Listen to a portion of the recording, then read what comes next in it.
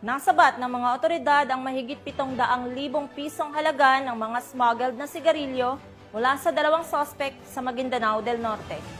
Ang kabuuan ng balita mula kay Patrolwoman Maricris Algabre.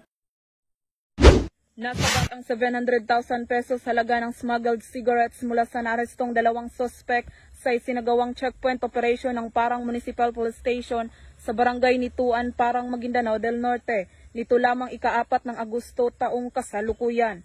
Kinilala ni Police Major Radzak S. Mosa, Chief of Police ng Parang Municipal Police Station, ang mga suspect na sina alias Jam, 51 anyos at alias Arn, 32 anyos.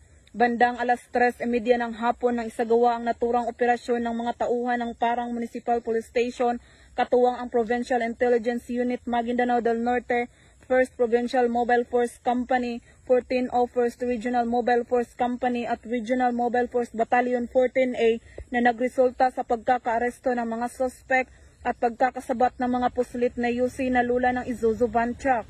Nakuha mula sa operasyon ang 70 kahon ng smuggled cigarettes na tinatayang nagkakalagang 700,000 pesos. Ang mga arestadong suspect kasama ang mga ebidensya ay nasa kustudiya ng pulisya at nakatakdang i-turnover sa Bureau of Customs para sa tamang disposisyon.